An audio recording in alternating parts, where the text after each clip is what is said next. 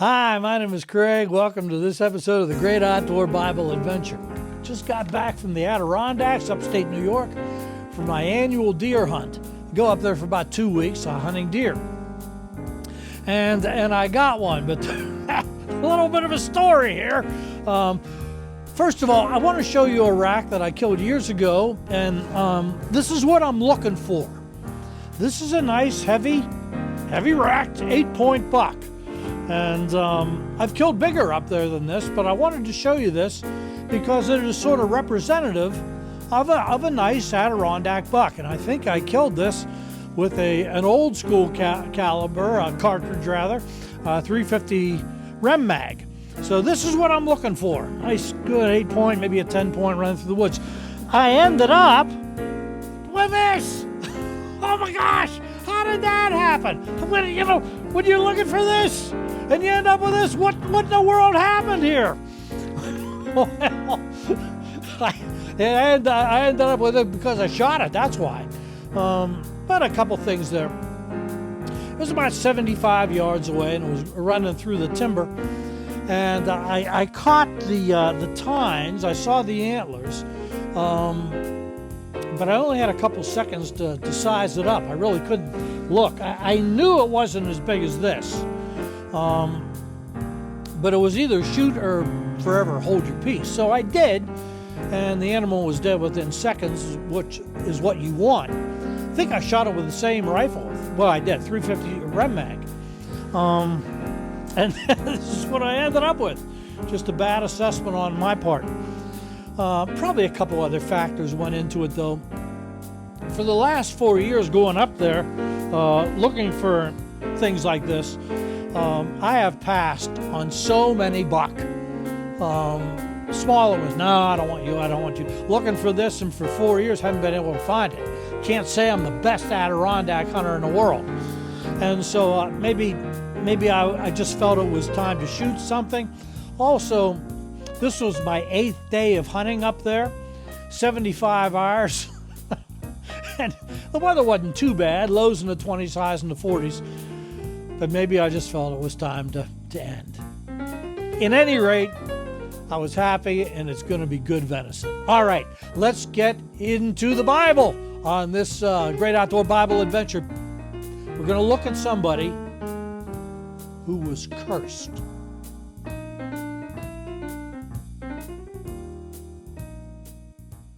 Cursed. That is quite a word to use. Let's read it in Genesis chapter 49, verses 5 through 7. This is Jacob at his deathbed talking to two of his sons, Levi and Simeon. Simeon and Levi are brothers. Their swords are weapons of violence. Let me not enter their council. Let me not join their assembly. For they have killed men in their anger, and hamstrung oxen as they pleased. Cursed be their anger, so fierce, and their fury so cruel. I will scatter them in Jacob and disperse them in Israel. There's the word, cursed. And it's because of anger and fury. All right, why was Simeon and Levi so mad? What fueled this anger? Well, it goes back to Genesis 34. And their sister Dinah is raped by a young man named Shechem. Well, in a way, the anger of Simeon and Levi is justified. Of course you'd be angry. Of course you'd have fury. But what do they do, these two brothers? In verses 25 through 31, they go into the town, must have been a small town, and through deception, they go in there and they kill all the males of the town. They commit mass murder. And this is and then they steal their goods. This is the problem with anger and rage and fury. It can get out of hand. But this is not a video on anger or fury. This is actually a video on redemption. But I do want to point something out. People that are violent people, mass murderers, rapists, there is a curse. And they best have the fear of the Lord in them. They may get justice down here. They may not. But there is a God in heaven who sees this stuff. And there is a curse. Now, let's get back to the story of Simeon. All right, when Jacob cursed Simeon and Levi because of their fury and vengeance, this was more than the words of an angry father. But before we get into that, I want to ask a question. Was Jacob cursing them, or was he just saying what was already there? They brought the curse on by themselves by unbridled vengeance and fury, unchecked and mass murder. Simeon brought it on himself, but as I was saying, this was more than the words of an angry father. Jacob was speaking by the Spirit of God. And not only was Simeon himself cursed, but the tribe that he founded really had its problems.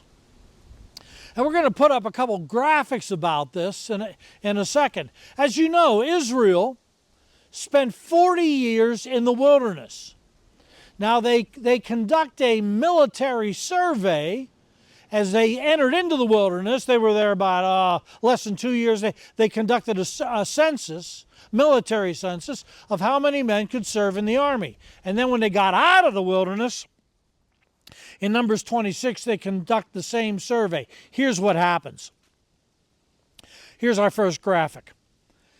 According to Numbers 1 and verse 46, Simeon entered the wilderness, or Israel rather, not Simeon, with 603,550 men. They come out of the wilderness in Numbers 26:51 with 601,730. They were down 1,820 men. Almost a lateral progression here. They were down 0.03%. So they make it. Some tribes thrived in the wilderness. Most of them stayed lateral. But let's put up a second graphic to see what happens to Simeon. Simeon enters the wilderness in Numbers chapter 1, verse 23, with 59,300 men. He comes out of the wilderness, the tribe comes out of the wilderness in Numbers 26 and verse 14 with only 22,200 men. They lost 37,100 men in the wilderness. They were down over 62%. Wow! As you read the wilderness journeys in Exodus and in Numbers, I mean, there are various curses that come upon Israel. Although it doesn't single Simeon out by name, the Numbers tell the story. These curses just came upon Simeon time and time again, and no tribe suffers in the wilderness like Simeon. In fact, Moses is so disappointed with the tribe of Simeon that right before his death, Moses is blessing all the tribes of Israel in Deuteronomy 33, and he skips over Simeon.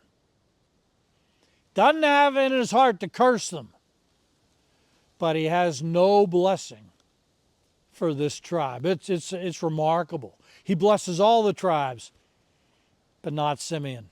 He skips over it. Now, we've been talking about Simeon being a cursed tribe, but I want to read a beautiful verse out of the Bible. Before I do, here's Zeke, my hunting dog, and Zeke is probably saying, enough of this deer hunting. I want to get back to hunting some birds. You got to start hunting some pheasant or some grouse. or some waterfowl. Yeah, he's tired of this deer hunting stuff. But I got 2 weeks of Pennsylvania deer season coming up, so I'll be out there again. But let's look at a beautiful verse. A wise woman said this to King David. There goes Zeke. This is in 2 Samuel chapter 14, verses 14 through 15. Here's what it says. Like water spilled on the ground, which cannot be recovered, so we must die. But God does not take away life. Instead, he devises ways so that a banished person may not remain estranged from him. Boy, that's beautiful, isn't it? So that a banished person may not remain estranged from him. And this is what happens to the tribe of Simeon.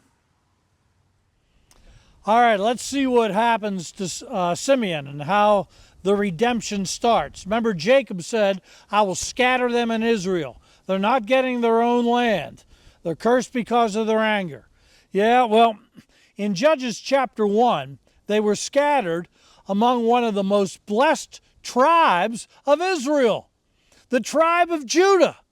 And it says in verse 3 of chapter 1 of Judges, then the men of Judah said to the Simeonites, their brothers, come with us into the territory allotted for us to fight against the Canaanites. We, in turn, will go with you into yours. So the Simeonites went with them. They ended up with one of the most blessed tribes in Israel, the people of Judah. And Judah was able to help them get their own promised land. That curse was lifted. Praise God. Now, the reason I'm doing this video is because there may be some people out there that have felt that they have brought a curse upon themselves. Whether that curse is from God or not, we can debate that, but their own actions. They've done terrible things and they wonder, could God ever bless me? I've become a curse to myself. There is redemption for you. I want to read those verses, that one verse, those two verses out of 2 Samuel 14 again. That woman speaking to King David. Like water spilled on the ground, which cannot be recovered, so we must die. And the past is the past. You can't do anything about it. It's like water spilled on the ground. But God does not take away life. Instead, he devises ways so that a banished person may not remain estranged from him. That is beautiful. And perhaps God is arranging things. He's devising things. What did that woman say there? He devises ways. And perhaps God is devising a plan for you, not to curse you further, but to bring you back. Just like he did with Simeon. All right, Simeon was a terrible person, terrible tribe, but God has his ways. I'm going to put them with Judah, and they're going to get their promised land. God, Jesus, has a plan for your life.